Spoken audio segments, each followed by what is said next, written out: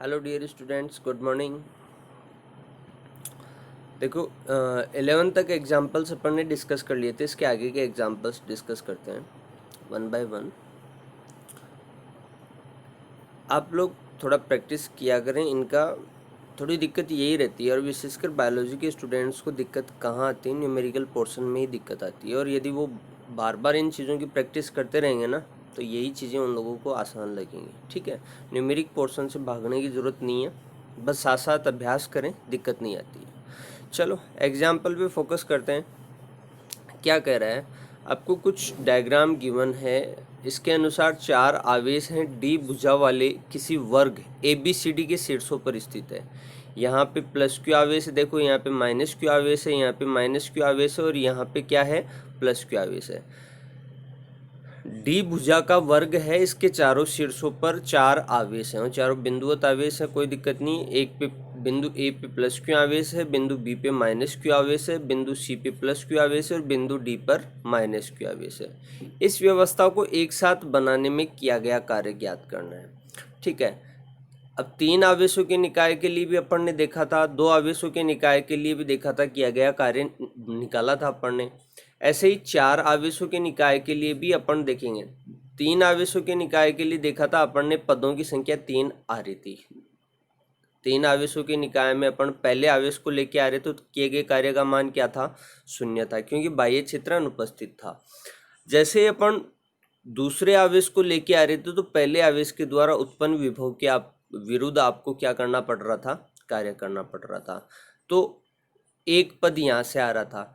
फिर जब आप तीसरे आवेश को लेके आ रहे थे, तो पहले आवेश के द्वारा और दूसरे आवेश के द्वारा उत्पन्न विभव के विरुद्ध आपको क्या करना पड़ रहा था, कार्य करना पड़ रहा था। तो 2 पद यहाँ से आ रहे थे, ऐसे 3 पद कार्य के आपके पास आ रहे थे, 2-2 आवेशों के युग्मों के रूप में। ठीक है, Q2 को लेके आए तो Q1 और Q2 का युग्म बन के दोनों के बीच की दूरी नीचे चली गई थी। ऐसे Q3 को लेके आए तो Q3 का Q1 के साथ युग्म बन गया और Q3 का Q2 के साथ युग्म बन गया। तो ऐसे 3 पद बन रहे थे। यहाँ पे अपने पास 4 आवेश हैं, तो 4 आवेश के लिए पदों की संख्या मैंने पहले भी डिस्कस की है। पदों की संख्या क्या होगी, पदों की संख्या होगी 6। कैसे, जैसे पहले इस आवेश को लेके आए, बिंदु ए पर प्लस क्यू आवेश को लेके आए, तो उस सिचुएशन में कोई कार्य आपको नहीं करना पड़ेगा, क्योंकि पहले से कोई विद्युत क्षेत्र यहाँ पे नहीं है। तो प्लस क्यू आवेश को लाने पे कोई पद अपन को नहीं मिल रहा है। फिर माइनस क्यू आवेश को आप जब बिंदु बी पर लेके आओगे ना, तो इस बिंदु ए पर स्थित आवेश की वजह से आपको क्या करना पड़ेगा, कार्य करना पड़ेगा। तो यहाँ से पहला पद आपको मिलेगा प्लस क्यू और माइनस क्यू, के प्लस क्यू माइनस क्यू बटा में इनके बीच की दूरी है, वो आपको काम में लेनी। तो बीच की दूरी आपकी क्या है, यहाँ पे डी। ठीक है, तो यहाँ से एक पद आपको मिल गया। अब इसके बाद आपको क्या करना है, थोड़ा सा इसको कर लेते हैं, देखो फिर से एक्सप्लेन कर देंगे, कोई दिक्कत नहीं। देखो प्लस क्यू आवेश को लेके आए तो आपको कोई कार्य नहीं करना पड़ा है, क्योंकि पहले से कोई विद्युत क्षेत्र नहीं है। इस माइनस क्यू आवेश को लेके आओगे तो इसके विरुद्ध आपको क्या करना पड़ेगा, पहले वाले प्लस क्यू आवेश के विरुद्ध कार्य करना पड़ेगा। तो एक पद आपको यहाँ से मिल जाएगा। ठीक है, यहाँ पे 2 आवेशों के युग्म की स्थितिज ऊर्जा क्या होती है, के Q1 Q2 अपॉन में R, दोनों के बीच की दूरी। यहाँ पे भुजा के वर्ग की भुजा कितनी है, D है, तो प्लस क्यू के प्लस क्यू गुणा माइनस क्यू बटा में D आपका काम में आ जाएगा। ठीक है, तो एक पद यहाँ से मिल गया। जब आप इस प्लस क्यू आवेश को बिंदु C पे लेके आओगे, तो अब बात आती है कि यहाँ पे एक तो इसके द्वारा उत्पन्न बिंदु B पर स्थित आवेश के द्वारा उत्पन्न विभव के विरुद्ध कार्य करना पड़ेगा, और एक इसके द्वारा उत्पन्न विभव के विरुद्ध कार्य करना पड़ेगा। तो ये आपका दूसरा पद हो गया और ये आपका तीसरा पद हो गया। ठीक है, यहाँ पे 3 पद 3 आवेशों की निकाय की बात होती है, तब अपन करते हैं। तो यहाँ पे तो सीधी दूरी अपन D काम में ले लेंगे, और यहाँ से यहाँ तक की दूरी ये क्या हो जाएगा, देखो समकोण त्रिभुज बन जाएगा। तो ये D है आपका, ये आपका D है, तो आधार स्क्वायर प्लस लंब स्क्वायर करोगे तो D square plus D square क्या हो जाएगा, 2D स्क्वायर, D बाहर आ जाएगा, D√2। इस विकेंड की लंबाई क्या आ जाएगी, D√2 आ जाएगी। ठीक है, तो वही दूरी आपको काम में लेनी है। अब एक और आवेश बच गया, तो देखो इस आवेश को जब आप बिंदु D पर लेके आओगे, तो आपको देखो इसके विरुद्ध कार्य करना पड़ेगा। तो चौथी टर्म तो ये हो गई, प्लस के प्लस क्यू माइनस क्यू बटा में ये दूरी काम में आ जाएगी डी। के Q1 Q2 अपॉन में आर, दूरी दो आवेशों के युग्म के निकाय की स्थितिज ऊर्जा होती है। ठीक है, इसको लेके आएंगे तो इसके विरुद्ध भी आपको कार्य करना पड़ेगा। तो ये आपकी क्या हो गई, पांचवी टर्म हो गई। और दूरी यहाँ पे क्या काम में ले लोगे, डी काम में ले लोगे। एक इसको लेके आओगे तो इस आवेश के विरुद्ध भी आपको क्या करना पड़ेगा, कार्य करना पड़ेगा। तो यहाँ पे भी दो आवेशों के युग्म की क्या हो गई, स्थितिज ऊर्जा। तो ये छठवां पद यहाँ हो गया। इस तरीके से अपन 6 पदों के रूप में आवेशों के युग्मों की स्थितिज ऊर्जा ज्ञात करेंगे और उन सब युग्मों की वजह से स्थितिज ऊर्जा का क्या कर देंगे, बीजगणितीय योग कर देंगे, या फिर किया गया कार्य अपन कुल कैलकुलेट कर लेंगे। क्योंकि कार्य भी क्या होता है, कार्य भी तो अदिश ही होता है ना। तो यही प्रोसेस अपन को अपनाना है। अपन ने कहा था कि किया गया कार्य ही स्थितिज ऊर्जा के रूप में संचित होता है, तो मैंने स्थितिज ऊर्जा की बात कर ली। तो इसके लिए ज़्यादा सोचने की जरूरत नहीं है अपन को। ठीक है, चलो अब देखो, एक तो ये कह रहा है कि इस व्यवस्था को बनाने में किया गया कार्य अपन को याद करना है, और दूसरा बी पार्ट में ये क्वेश्चन क्या कर रहा है कि यदि कोई आवेश Q0 इस वर्ग के केंद्र E पर रख दिया जाए या लाया जाता है तथा चारों आवेश अपने शीर्षों पर क्या रहते हैं, दृढ़ रहते हैं, तो ऐसा करने के लिए कितना अतिरिक्त कार्य करना पड़ेगा। ऐसा करने के लिए कितना अतिरिक्त कार्य करना पड़ेगा वो भी अपन कैलकुलेट कर लेंगे। कार्य के लिए, इसके लिए किए गए कार्य को कैसे कैलकुलेट करेंगे भाई, इसको लेके आएंगे तो इसके विरुद्ध भी कार्य करना पड़ेगा, इसके विरुद्ध भी कार्य करना पड़ेगा, इसके विरुद्ध भी कार्य करना पड़ेगा और इसके विरुद्ध भी कार्य करना पड़ेगा। तो यहाँ से अपन को जब आप Q0 को बिंदु E पे लेके आओगे तो आपको 4 पद आपको प्राप्त हो जाएंगे, 4 आवेशों के युग्मों के पद आपको प्राप्त हो जाएंगे। ये बाद की बात है, बी पोर्शन, पहले ए पोर्शन को डिस्कस कर लो। देखो यहाँ पे देखो, सबसे पहले बिंदु ए पर प्लस क्यू आवेश को लेके आए तो कोई दिक्कत नहीं, कोई पद वहां से आपको नहीं मिल रहा था। जब बिंदु बी पर आवेश को लेके आए तो ए और बी पर माइनस क्यू आवेश लेके आ गए, तो माइनस क्यू आवेश और ए पर क्या था, प्लस क्यू आवेश। तो उन दोनों आवेशों का युग्म के देखो सब में से कॉमन लिया हुआ है, के क्यू प्लस का माइनस का क्यू और बीच की दूरी ए बी अपन ने काम में ले ली। ठीक है, कोई प्रॉब्लम नहीं है। अब अपन बिंदु बी पर लेके आ गए, उसके लिए पद अपन को प्राप्त हो गया। अब बिंदु डी पर लेके आओ, तो बिंदु डी पर लेके आओगे तो बिंदु डी पर क्या है, माइनस क्यू आवेश है देखो यहाँ पे। तो इसको क्या करना पड़ेगा, बिंदु डी के देखो बिंदु ए पर स्थित आवेश के विरुद्ध कार्य करना पड़ेगा। तो ए पर प्लस क्यू आवेश है और ये माइनस क्यू आवेश है। या फिर पहले आप डी की बात नहीं कर रहे हो, सी बिंदु की बात कर लो। तो इसको छोड़ो, इस टर्म को छोड़ो एक बार, ये सीक्वेंस वैल्यू नहीं लिखा हुआ है, बात अलग है, बाकी कंसेप्ट आप समझो। देखो बिंदु सी पर आप प्लस क्यू आवेश लेके आए, तो बिंदु सी पर आप प्लस क्यू आवेश लेके आए, तो बिंदु ए पर स्थित आवेश क्या था, प्लस क्यू, और बिंदु सी पर प्लस क्यू। तो के आपका बाहर कॉमन लिया हुआ, तो के Q Q Q into Q बटा में ए सी आ गया। ऐसे बिंदु बी पर स्थित आवेश के लिए बात करें तो बिंदु बी पर स्थित आवेश क्या था, माइनस क्यू, और सी पर प्लस क्यू लेके आ रहे, तो के माइनस क्यू इंटू क्यू बटा में बी सी हो गया। अब बिंदु डी पर आप प्लस माइनस क्यू आवेश लेके आओगे, तो बिंदु डी पर तो देखो यहाँ पे ए पर स्थित आवेश का युग्म बनेगा, बी पर स्थित आवेश का युग्म बनेगा और सी पर स्थित आवेश का युग्म बनेगा। ऐसे कुल 6 पद अपन को प्राप्त हो गए। अब नीचे आपने ए बी ए डी ए सी इस तरीके से दूरी लिखी है, तो जो एग्जैक्ट दूरी है भाई, वर्गों की बात करते हैं तो यहाँ पे इसकी डी है, इसकी डी है, तो यहाँ पे ये सीधी दूरी क्या हो जाएगी, ये आधार और लंब के रूप में ट्रीट कर सकते हैं, समकोण त्रिभुज है। तो रूट के अंदर क्या हो जाएगा, रूट के अंदर D square plus D square, और इसको सॉल्व करोगे तो 2d स्क्वायर, डी स्क्वायर बाहर आ जाएगा, तो इसकी क्या हो जाएगी, डी रूट 2, ये दूरी निकल के आ जाएगी। विकर्ण की लंबाई क्या निकल के आ जाएगी, इस वर्ग में डी रूट 2 निकल के आ जाएगी। जब आगे अपन ई पर बात करेंगे ना, तो इसको भी क्या कर देंगे अपन, आधा कर देंगे। चलो आगे बढ़ते हैं। दूरियों के मान अपन को रखने हैं तो वो रख दीजिए, कोई दिक्कत नहीं है।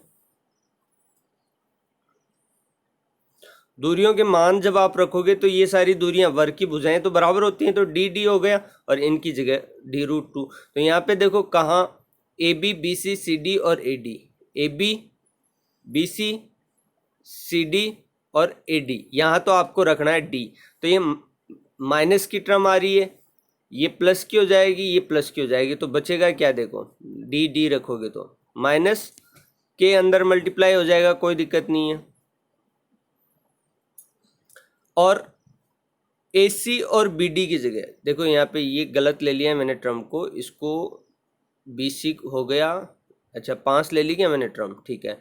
इसकी जगह BD की जगह और AC की जगह अपन को क्या रखना है, D√2 रखना है। तो दो दो टर्म्स आपकी जुड़ जाएंगी। यहाँ से KQ² अपॉन में D को आप कॉमन ले लो, ब्रैकेट के अंदर क्या बच जाएगा 4 - √2, जहाँ पे K की वैल्यू क्या अपन को पता होती है 1/4πε0, ठीक है। तो ये तो किया गया, कुल कार्य निकल के आ गया, A पार्ट का काम हो गया अपना, ठीक है। अब B पार्ट को देखो, जब आप वर्ग के केंद्र पे रखोगे ना, तो वर्ग के केंद्र पर रखोगे तो Q0 आवेश को, तो क्या करना पड़ेगा आपको, वही कार्य, कितना अतिरिक्त कार्य करना पड़ेगा, कितना विभव रहेगा, एक बिंदुवत आवेश की वजह से कितना विभव रहता है, बिंदु B पर विभव ज्ञात कर लो, ठीक है, बिंदु E पर सॉरी विभव ज्ञात कर लो, तो कुल विभव कितना होगा, कितना अतिरिक्त कार्य करना पड़ेगा। अब विभव यदि आपका 0 निकल के आ जाए तो कोई अतिरिक्त कार्य करना पड़ेगा या नहीं। बिंदु E पर विभव देखो, बिंदु E पर विभव KQ/R, एक बिंदुवत आवेश की वजह से विभव क्या होता है KQ/R। तो बिंदु E पर स्थित आवेश, बिंदु A पर स्थित आवेश की वजह से बिंदु E पर विभव क्या होगा, प्लस क्यों आवेश है बिंदु A पर, तो बिंदु A पर प्लस क्यों आवेश है, तो प्लस का KQ/A, दूरी काम में लेना पड़ेगा। बिंदु E पर विभव ज्ञात करना है बिंदु A पर स्थित आवेश के कारण। ऐसे बिंदु B पर स्थित आवेश क्या था -Q, तो -KQ/ में क्या दूरी क्या काम में लेनी पड़ेगी B से E, बिंदु B पर स्थित आवेश के कारण बिंदु E पर आवेश सॉरी विभव। और ऐसे ही बिंदु C पर स्थित आवेश की वजह से आपको क्या ज्ञात करना है, विभव ज्ञात करना है बिंदु E पर। ऐसे ही बिंदु D पर स्थित आवेश की वजह से आपको बिंदु E पर विभव ज्ञात करना है। तो ये हो गया -Q आवेश है। अब यहाँ पे प्रत्येक आवेश की क्या है, बिंदु E से दूरी क्या होगी, बराबर होगी। और आपने क्या निकाली थी, वैसे पूरे विकेंड की लंबाई कितनी थी D√2, तो इसकी आपको क्या करना पड़ेगा, आधा करना पड़ेगा, तो 2 का भाग देना पड़ेगा। तो इसको क्या लिख सकते हो आप, 2 को √2 × √2, तो √2 से √2 कट जाएगा, दूरी क्या बचेगी यहाँ पे D/√2। तो देखो यहाँ पे भी D/√2 काम में लिए, D/√2 D/√2 D/√2, ये माइनस की टर्म है, ये प्लस की कट जाएगी, ये माइनस की टर्म है, ये प्लस की कट जाएगी। तो इक्वल टोटल विभव क्या निकल के आएगा, बिंदु E पर 0 निकल के आएगा। अब चूंकि बिंदु E पर विभव 0 है, तो ऑब्वियस सी बात है कि विद्युत क्षेत्र भी क्या होगा, 0 होगा। तो इसके लिए अब Q0 को E तक लाने में कोई अतिरिक्त कार्य नहीं करना पड़ेगा। क्यों नहीं करना पड़ेगा, साफ सी बात है, क्योंकि बिंदु E पर विभव क्या है आपका 0 है। बात समझ में आ गई होगी। तो यहाँ पे कुछ विशेष आपको करने की जरूरत नहीं है। इसने क्या कहा कि वर्ग के केंद्र E पर आप यदि किसी आवेश Q0 को ला के रखते हैं तो कितना अतिरिक्त कार्य आपको करना पड़ेगा। तो अपन ने क्या देखा कि बिंदु E पर सभी चारों आवेशों के निकाय की वजह से कुल विभव कितना है। एक बिंदुवत आवेश की वजह से विभव आपको ज्ञात करना होता है, तो बिंदु A, बिंदु B, बिंदु C और बिंदु D पर स्थित बिंदुवत आवेशों की वजह से बिंदु E पर कुल विभव ज्ञात कर लो। वो कुल विभव आपका क्या निकल के आ रहा है, 0 निकल के आ रहा है। तो कोई अतिरिक्त कार्य आपको नहीं करना पड़ेगा, ठीक है। नेक्स्ट क्वेश्चन को डिस्कस करते हैं।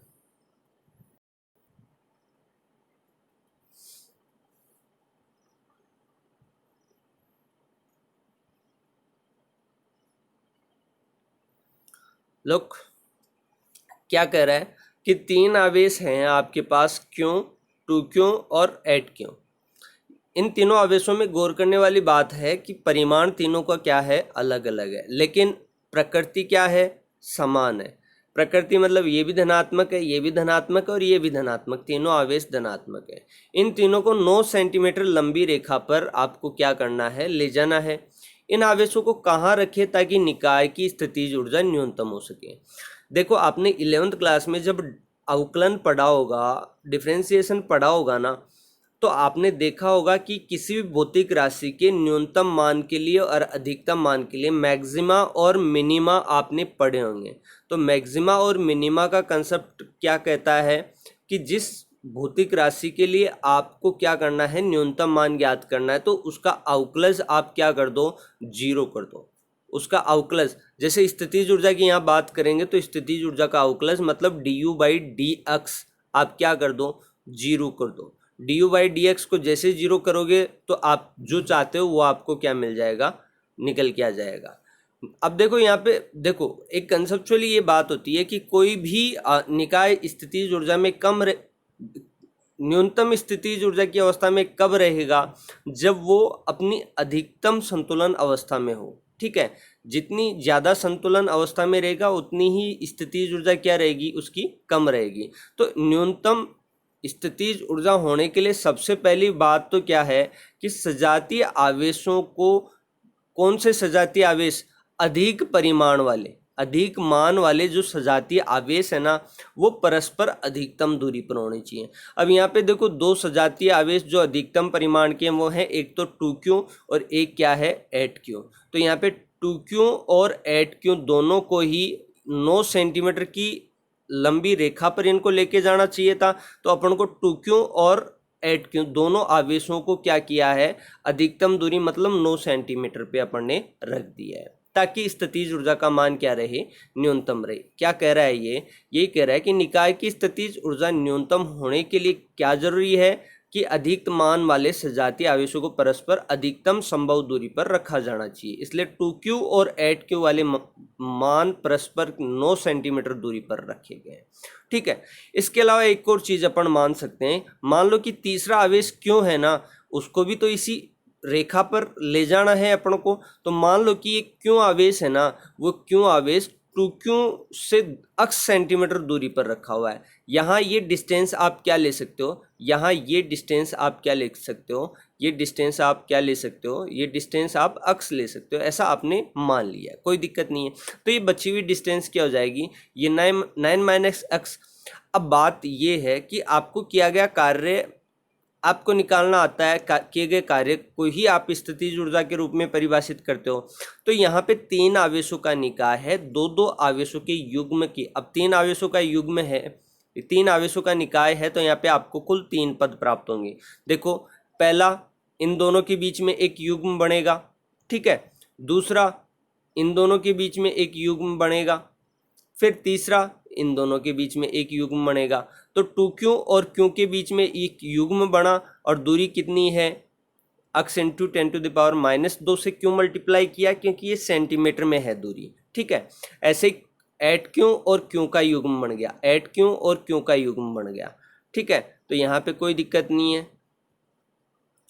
फिर 2q और 8q के बीच में एक युग्म बन गया, तो यहाँ पे भी कोई दूरी नहीं, दिक्कत नहीं है। दूरी जो है इनके बीच में, दूरी वही काम में लेना है। 10⁻⁻2 से मल्टीप्लाई क्यों किया है, क्योंकि ये डिस्टेंस आपको सेंटीमीटर में दे रखी है, उसको मीटर में कन्वर्ट करने के लिए। अब इनमें से जो कॉमन आता है वो कॉमन ले लीजिए, कॉमन आता है वो कॉमन ले लीजिए। तो कॉमन आपने लिया 1/4 या k आपका कॉमन आ रहा था वो कॉमन ले लिया, और q² 10⁻⁻2 भी आपने कॉमन ले लिया।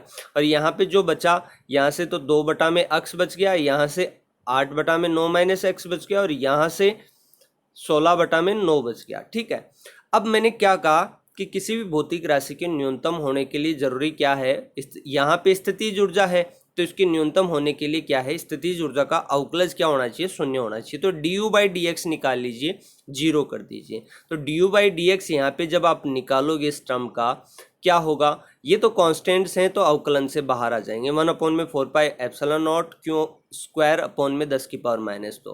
और आप दो कांस्टेंट है, एक बटाओ अक्स का करोगे, अक्स की पावर -1 ऊपर जाएगा, जो भी घात आती है वो आगे आ जाती है, और एक घात कम होती है, तो अक्स की पावर -1 घात है वो आगे आ गई, और अक्स की पावर -1 से आप एक घटाओगे तो -1 -1 तो -2 हो जाएगा, वापस नीचे आएगा तो क्या हो जाएगा, ये -2/x²। ऐसे ही इसका आप करोगे तो क्या होगा, इसका आप करोगे तो क्या होगा, 9 - x, वही सिमिलर कंसेप्ट है। ऊपर जाएगा तो क्या होगा, अवकलन कर दो, घात का अवकलन, घात ऊपर होगी, 9 - x की पावर क्या है, -1, तो माइनस आगे आएगा। ठीक है, माइनस आगे आ गया। फिर देखो आपको एक घात घटानी है, तो 9 - x की पावर -1 था, -1 किया तो 9 - x का स्क्वायर हो गया। ठीक है, -2 हो गया, नीचे आ गया तो 9 - x का स्क्वायर हो गया, कोई दिक्कत नहीं है। लेकिन यहाँ पे फलन के अंदर फलन है, आपने ये तो घात का अवकलन किया, 9 - x का अवकलन करोगे तो क्या होगा, 9 का तो 0 हो जाएगा, और -x का -1, तो ये माइनस वापस आगे आके प्लस हो जाएगा। तो ये अवकलन क्या हो गया, ये हो गया। लास्ट की इस टर्म का 16/9 का अवकलन क्या होगा, 0 होगा, क्यों 0 होगा? क्योंकि 16/9 क्या है? एक नियतांक है। तो इसको सॉल्व किया, बराबर आपको क्या करना था? du/dx को आपको बराबर 0 करना था। 0 जैसे ही किया, ये गुणा में है, इधर मल्टीप्लिकेशन, दूसरी तरफ जाएगा तो 0 हो जाएगा। और ये एक माइनस की टर्म है और एक प्लस की टर्म है, तो दोनों ही सॉर्ट आउट करोगे तो क्या हो जाएगा? ये माइनस की टर्म है, ये प्लस की टर्म है, ये इधर आ जाएगा, इधर आएगा तो यहाँ से ये एक समीकरण बन जाएगी। इसको क्रॉस मल्टीप्लाई कर लो इस तरीके से, तो क्रॉस मल्टीप्लाई करोगे तो क्या हो जाएगा? देखो, क्रॉस मल्टीप्लाई करोगे तो क्या हो जाएगा? ये समीकरण निकल के आ गई। 9 - x का होल स्क्वायर बराबर 4x²। कोई दिक्कत नहीं है। तो इसमें करना क्या है? आपको करना कुछ भी नहीं है। स्क्वायर को दोनों तरफ से रूट ले लो तो स्क्वायर हट जाएगा, एक वैल्यू प्लस माइनस में आ जाएगी, तो एक बार तो प्लस का 2x ले लो, इधर आएगा तो -x, इधर आएगा तो क्या हो जाएगा? 3x हो जाएगा। तो यहाँ से x की वैल्यू 3 सेंटीमीटर निकल के आ जाएगी। यदि आप x को -2x लोगे, ये इधर आ जाएगा तो प्लस x का -9 सेंटीमीटर निकल के आ जाएगा। अब दूरी आपकी कभी भी नेगेटिव नहीं हो सकती है, समय और दूरी कभी भी नेगेटिव नहीं हो सकती है, तो 9 सेंटीमीटर मान संभव ही नहीं है। तो आपका यहाँ पे Q आवेश और 2Q आवेश तथा HQ के बीच 2Q से दूरी 3 सेंटीमीटर रखना चाहिए, ठीक है। क्यों आवेश की 2Q आवेश से दूरी क्या होगी? साफ सी बात है। अक्ष के किसको माना था अपन ने? अक्ष क्यों और 2Q आवेश के बीच की दूरी, तो वो क्या होनी चाहिए? 3 सेंटीमीटर होनी चाहिए। बाकी सब बकवास है भाई, चीज़ें यहाँ हैं उनको समझ लीजिए, आसान चीज़ें हैं, कोई दिक्कत नहीं है। नेक्स्ट क्वेश्चन को समझिएगा। नेक्स्ट क्वेश्चन क्या कह रहा है?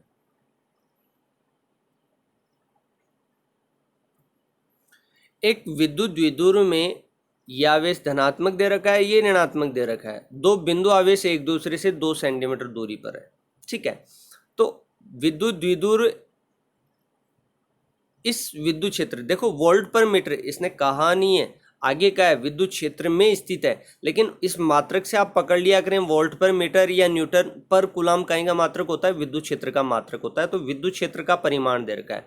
ऐसे विद्युत क्षेत्र में आपका एक विद्युत द्विध्रुव स्थित है, ये प्लस क्यू आवेश है, ये माइनस क्यू आवेश। एक प्लस क्यू आवेश दे दिया समान परिमाण का, एक माइनस क्यू आवेश, एक दूसरे से 2 सेंटीमीटर दूरी पर स्थित है और इस विद्युत क्षेत्र में स्थित है। तो आपको ज्ञात क्या करना है? आपको पहली चीज द्विध्रुव पर विद्युत क्षेत्र द्वारा लगने वाला अधिकतम बल आघूर्ण टो ज्ञात करना है आपको। टो बराबर PE sin थीटा। अधिकतम ज्ञात करना है, तो अधिकतम क्या होता है वो आपको बताया हुआ है।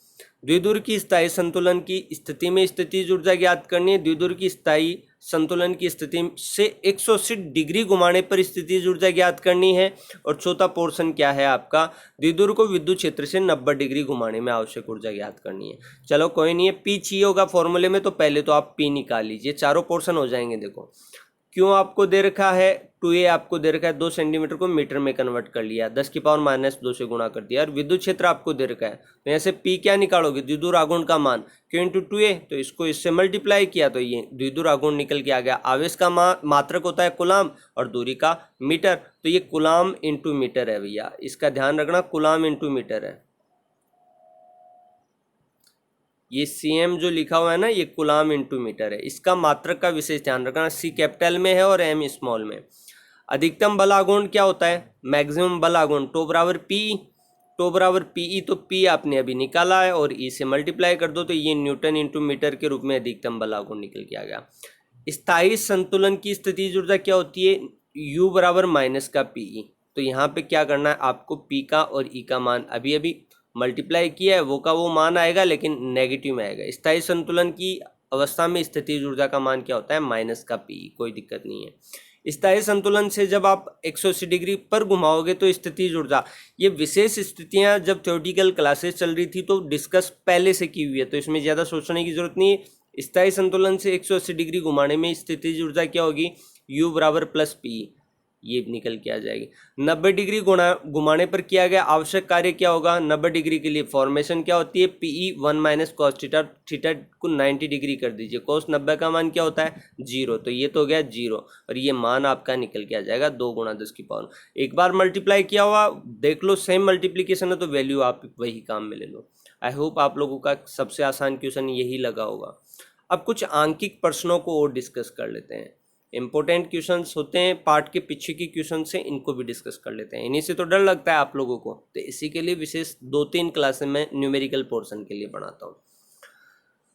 दो बिंदुओं के मध्य 3 कूलाम आवेश को ले जाने में 6 जूल का कार्य करना पड़ता है। इन बिंदुओं के मध्य विभवांतर ज्ञात कीजिए। विभवांतर क्या होता है? कार्य बटा में आवेश। कितना कार्य करना पड़ रहा है? 6 जूल। और 3 कूलाम आवेश है तो ये 2 वोल्ट निकल के आ गया। इससे आसान क्वेश्चन कुछ हो भी नहीं सकता। क्या होता है? विभवांतर बराबर किया गया कार्य बटा में आवेश। जूल पर कूलाम मात्रक होता है या फिर वोल्ट मात्रक होता है। नेक्स्ट क्वेश्चन देखिएगा। दो बिंदु ए तथा बी पर विद्युत विभव क्या दे रखा है? एक जगह तो 2V वोल्ट दे रखा है, दूसरी जगह 4V दे रखा है। ठीक है। एक 8 माइक्रो कूलाम के बिंदु आवेश को बिंदु ए से बी तक ले जाने में कितना कार्य करना पड़ेगा? भाई विभवांतर बराबर क्या होता है? कार्य बटा में आवेश। तो कार्य बराबर क्या होगा? आवेश गुणा विभवांतर। तो यहाँ कार्य कैलकुलेट कर लो। अब बात यह है कि विभव का अंतर कितना है? 2V और 4V। तो 4V में से 2V घटाओगे तो क्या निकल के आएगा? विभवांतर क्या निकल के आएगा? 2 वोल्ट दे रखा है एक बिंदु का, दूसरे बिंदु का 4 वोल्ट दे रखा है। तो 4 वोल्ट में से 2 वोल्ट घटाया तो 2 वोल्ट विभवांतर निकल के आ गया। आवेश आपको माइक्रो कूलाम में दे रखा था तो कूलाम में कन्वर्ट कर लिया, 10⁻⁻6 से मल्टीप्लाई कर दिया। तो यहाँ पे Q/4, क्यों को क्या मल्टीप्लाई किया है? डेल V से मल्टीप्लाई कर दिया तो किया गया कार्य निकल के आ गया। ये भी आसान क्वेश्चन था। ये क्वेश्चन देखिए, ऐसे वर्ग के क्वेश्चंस को आप पहले ही डिस्कस कर चुके हैं, इसमें कोई बड़ा इश्यू नहीं है, तो डरने की तो ज़रूरत है ही नहीं। आपको भुजा कितनी दे रखी है? √2 मीटर। प्रत्येक भुजा वर्ग की बराबर होती है, तो भुजा की लंबाई आपको क्या दे रखी है? √2 मीटर दे रखी है। कोनों पर 100 माइक्रो कूलाम आवेश रखा हुआ है, -50 रखा हुआ है, 20 माइक्रो कूलाम रखा हुआ है और -60 माइक्रो कूलाम। ये लो A B C D पे ये क्रम से आपके आवेश रखे हुए हैं। ठीक है। डायग्राम में भी आपको नजर आ रहा होगा। ये √2 मीटर है, ये √2 मीटर है, ये भी √2 मीटर है, ये भी √2 मीटर है। सोल्व कर लेंगे तो क्या हो जाएगा? देख लेंगे क्या निकल के आएगा। अब यहाँ से देखो, ये भी √2 हो और ये भी √2 हो, तो यहाँ पे ये दोनों भुजाएं तो ये क्या होती हैं आपकी? यदि लंब और आधार दे रखा है तो दोनों का वर्ग करो, रूट निकालो। √2 का स्क्वायर 2 हो जाएगा, इधर √2 का स्क्वायर तो 2 + 2 रूट के अंदर 4। तो ये यहाँ से यहाँ तक कि आपकी क्या निकल के आ जाएगी? 2 निकल के आ जाएगी। AC या फिर BD की लंबाई क्या हो जाएगी? 2 मीटर निकल के आ जाएगी। आधी करोगे तो भी कोई दिक्कत नहीं है। वर्ग के केंद्र पर विद्युत विभव ज्ञात करना है, तो यहाँ से AO, OC, OB और OD आपकी क्या निकल के आएगी? 1 मीटर निकल के आएगी। बात समझ में आ गई? तो चलो दिक्कत है ही नहीं। KQ/R फॉर्मूला है अपना, KQ/R फॉर्मूला है तो कोई दिक्कत है ही नहीं। ये देखो, सबसे पहले यही दूरी निकाली है ना, ये 1 मीटर दूरी अपन ने निकाल ली। A/√2 होगी, कोई दिक्कत नहीं है, तो √2/√2 1 मीटर निकल के आ गई। वर्ग के केंद्र पर कुल विभव के सब में से कॉमन लिया हो तो कोई दिक्कत नहीं है। अलग अलग जगह आपको 9 × 10⁻9 से गुणा नहीं करना पड़ेगा। तो सबसे अच्छा यही होता है कि आप K को कॉमन ले लें। ये भी एक सीखने वाली बात होती है कि न्यूमेरिकल पोर्शन में कैसे आप कम से कम कैलकुलेशन कर सकते हो। तो सब में से K कॉमन ले लिया तो KQ/R दूरी यही है। दूसरे बिंदु पर स्थित आवेश क्या था? -50 कूलाम, तो यहाँ से KQ/R। तीसरे बिंदु पे 20 का था, 20 माइक्रो कूलाम, तो 20 KQ/R, तो K तो कॉमन लिया हुआ है। और चौथे बिंदु पे -60 माइक्रो कूलाम था, तो माइक्रो का तो 10⁻⁻6 से गुणा कर लिया, कोई दिक्कत नहीं, बटा में R। K कॉमन लिया हुआ था, इन सबको सॉल्व किया तो 10⁻⁻4 बच गया यहाँ पे, इसको सॉल्व किया। या फिर 10⁻�6 सब में से कॉमन ले लो, तो 100 माइनस इस सब में से 10⁻⁻6 भी तो कॉमन ले सकते हो, कैलकुलेशन कम हो जाएगी। तो कॉमन ले लो 10⁻⁻6, 100 - 50 + 20 - 60, क्या बचेगा? देखो 120 में से आपका क्या जाएगा? 110 चला जाएगा, तो क्या बच गया? 10 बच गया। देखो कैलकुलेशन कितनी आसान होगी। 10⁻⁻6, 10⁻⁻5 बची, इसको सॉल्व करोगे तो क्या हो जाएगा? 10⁻4 वोल्ट। कैलकुलेशन इतनी आसान हो जाएगी, आप करो उसको प्रैक्टिस में।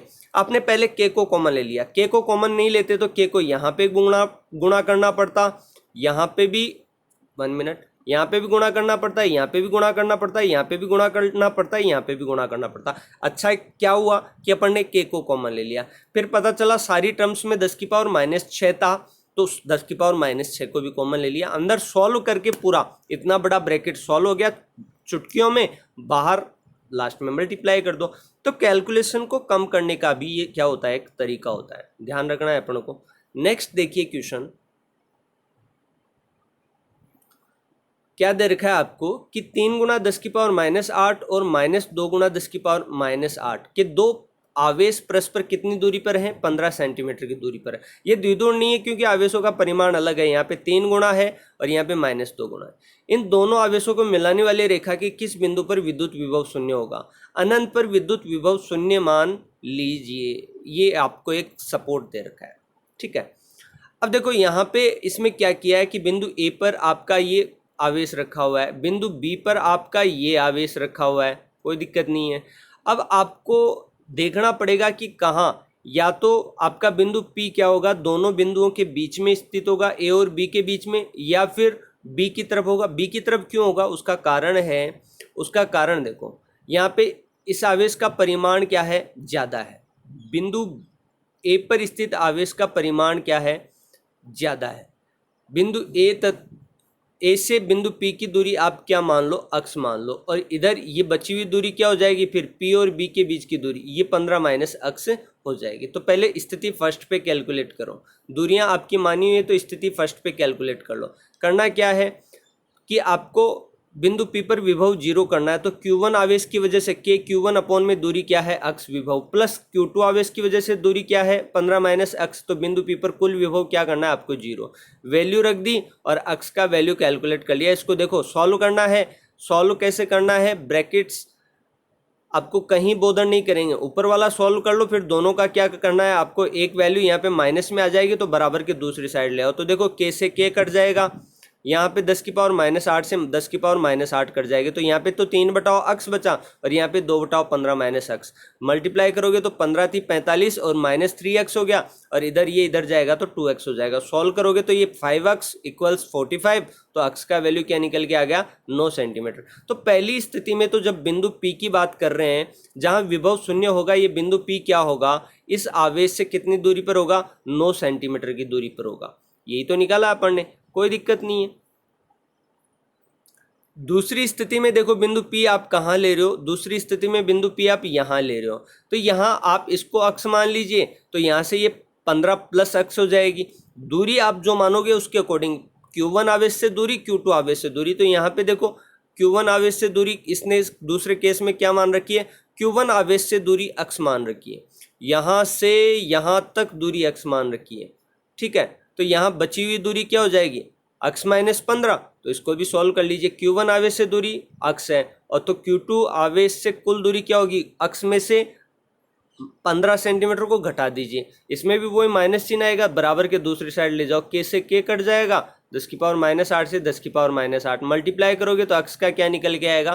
45 सेंटीमीटर। तो धनात्मक आवेश से मतलब Q1 आवेश से आपको क्या दो बिंदु मिल गए? एक तो 9 सेंटीमीटर दूरी पर और एक 45 सेंटीमीटर दूर। ऋणात्मक आवेश की ओर विभव का मान क्या होगा? 0 होगा। दो स्थितियां अपन ने डिस्कस कर ली हैं, दोनों पे विभव क्या है? 0 है। नेक्स्ट क्वेश्चन को डिस्कस कीजिए। देखो नेक्स्ट क्वेश्चन अपन को क्या कह रहा है, वापिस वही वर्ग का कंसेप्ट है, घबराने की जरूरत नहीं है, डरने का तो है ही नहीं अपन को। एक वर्ग, प्रत्येक भुजा क्या है? 0.9 मीटर, ठीक है। ये भी 0.9 मीटर है, ये भी 0.9 मीटर है। तो अब आपको पता है इसको कैसे कैलकुलेट करना, आधार स्क्वायर प्लस लंब स्क्वायर, ठीक है, हो जाएगा। इसके कोनों पर ये आवेश रखे हुए माइक्रो कूलम में, वर्ग के केंद्र पर विद्युत विभव का सेम क्वेश्चन अभी थोड़ी देर पहले किया, तो यहाँ से केंद्र की इसकी दूरी क्या होगी? बराबर होगी, वो कैलकुलेट करना पड़ेगा। दूरी क्या होती है? a/√2। केंद्र AO OB OC OD, ये दूरी क्या होती है? a/√2 होती है। तो 0.9 बटा में √2 मीटर आपको करना पड़ेगा, ठीक है। और फिर वर्ग के केंद्र पर देखो, फिर से K को क्या ले रखा है? कॉमन ले रखा है, क्योंकि हर कैलकुलेशन में इन्वॉल्व होगा, ये हर कैलकुलेशन में इन्वॉल्व होगा। सबसे पहला आवेश था -2 माइक्रो कूलम, तो इसको कूलम में कन्वर्ट कर लिया, 10 की पावर -6 से गुणा, 10 की पावर -6 से गुणा। ये भी देखो सब में से 10 की पावर -6 को बार कॉमन ले लो, तो यहाँ पे कॉमन लोगे तो होगा क्या? ये -2 है, ये प्लस का 3, ये -4 है और ये 5 है। तो यहाँ पे बचेगा क्या? नीचे तो सेम है, देखो -2 -4 माइनस का 6 और 3 और 5 8, तो क्या बचेगा? 2 ही तो बचेगा। √2 से √2 कट जाएगा, √2 अपॉन में ये वैल्यू निकल के आ जाएगी। तो इसको सॉल्व कर लीजिए, कोई दिक्कत ही नहीं है। इसको नीचे वाले पोर्शन को भी कॉमन ले लिया है, कोई दिक्कत नहीं है। तो √2 ऊपर चला गया और ये बाहर आ गया। इसको सॉल्व करते देखो, कैलकुलेशन को कम से कम करने का प्रयास किया, 0.9 बटा में √2 कॉमन ले लिया बाहर, √2 ऊपर चला गया और बाकी जो वैल्यूज बची -2 +3 -4, इसको सॉल्व किया तो 2 निकल के आ गया, मल्टीप्लाई कर दिया, क्या दिक्कत है। नेक्स्ट क्वेश्चन देखिए, कैलकुलेशन को अपन को कम से कम करना है। 10 सेंटीमीटर भुजा के समषटभुज के प्रत्येक शीर्ष पर कितना माइक्रोकुलाम, 5 माइक्रोकुलाम का आवेश स्थित है। समषटभुज के केंद्र पर विद्युत विभव ज्ञात करना है। अब देखो, समषटभुज की प्रत्येक भुजा केंद्र पर एक समबाहु त्रिभुज बनाती है, समझने वाला कंसेप्ट है और इसी कंसेप्ट के बेसिस पे क्वेश्चंस अपने सॉल्व हो जाएंगे। ये क्वेश्चन अच्छा क्वेश्चन है और इसको देखते ही है ना स्टूडेंट कोशिश क्या करता है, अवॉइड करने की कोशिश करता है। अपन को अवॉइड तो करना नहीं है। समषटभुज की प्रत्येक भुजा केंद्र पर एक समबाहु त्रिभुज बनाती है। केंद्र पर क्या बनाती है, समबाहु त्रिभुज। प्रत्येक आवेश से केंद्र ओ की दूरी क्या होगी, भुजा की लंबाई 10 सेंटीमीटर या 10 × 10⁻² मीटर के समान ही होगी। तो आवेश का मान भी समान है, तो क्या हो जाएगा, एक आवेश की वजह से उत्पन्न विभव क्या हो जाएगा, 6 जगह अलग अलग आवेश स्थित है तो 6 गुना हो जाएगा। Q/r का अपन ने 6 समषटभुज 6 शीर्ष हो जाएंगे तो वहां से विभव क्या हो जाएगा, Q/r का 6 गुना। तो क्यों आपको दे रखा है, K का मान 9 × 10⁹ होता है। चुटकियों वाला क्वेश्चन है और स्टूडेंट क्या कर देता है, इनको अवॉइड कर देता है। ठीक है, समषटभुज का कंसेप्ट ये कहता है कि प्रत्येक भुजा समषटभुज के केंद्र पर एक समबाहु त्रिभुज का निर्माण करती है। ठीक है, तो समषटभुज की जो भुजा होगी ना, वो भुजा ही केंद्र से दूरी के बराबर होगी। तो प्रत्येक केस में आवेश, प्रत्येक कोने पे आवेश बराबर रखा हुआ है, तो एक कोने पर स्थित आवेश की वजह से विभव क्या होगा, Q/r। और प्रत्येक कोने की केंद्र से दूरी भी क्या है, बराबर है, तो प्रत्येक केस में विभव बराबर होगा, आवेश समान है। तो 6 बार आप जोड़ो या फिर 6 से गुणा कर दो, बात तो एक ही है ना, बस इतनी सी बात है। आगे बढ़ो, फिर से वर्ग का आपको क्या दे रखा है, 2√2 सेंटीमीटर भुजा वाले वर्ग के प्रत्येक कोने पर 2 माइक्रोकुलाम आवेश रखा हुआ है। ठीक है, कोई दिक्कत नहीं, यहाँ 2 माइक्रोकुलाम, यहाँ 2 माइक्रोकुलाम, यहाँ 2 माइक्रोकुलाम, यहाँ 2 माइक्रोकुलाम। और भुजा आपको दे रखी है 2√2 सेंटीमीटर। आपको पता है ये दूरी अपन कैसे कैलकुलेट करेंगे, a/√2, तो √2 से कट जाएगा, √2 कट जाएगा और ये 2 सेंटीमीटर निकल के आ जाएगी। वर्ग के केंद्र पर विद्युत विभव की गणना कीजिए। सिमिलर क्वेश्चंस बार बार रिपीट हो रहा है। तो देखो यहाँ पे आपका क्या निकल के आएगा, ये डिस्टेंस तो क्या निकल के आएगा, ये निकल के आ गया 2 सेंटीमीटर, तो 2 × 10⁻² मीटर हो गया। तो वर्ग के केंद्र पर कुल विभव क्या हो जाएगा, एक प्रत्येक कोने पे आवेश का मान समान है, तो एक कोने पर स्थित आवेश की वजह से दूरी सभी के लिए बराबर होती है। तो एक कोने पर स्थित विभव क्या होगा, Q/r। आवेश समान है तो 4Q/r आप कर सकते हो। देखो कंसेप्ट को डायरेक्ट काम में लिया, आपको जोड़ना पड़ेगा नहीं, तो कैलकुलेशन क्या हो जाएगी, आसान, 4Q/r। इसका वैल्यू रखा, कोई दिक्कत नहीं है, सॉल्व कर लिया। V बराबर क्या निकल के आ गया, 36 × 10⁵ वोल्ट। ठीक है, एट लास्ट मैं आप लोगों से सभी से कहना चाहूँगा, please subscribe my channel to boost up my energy and press the bell icon to get the notification of next classes. Thank you.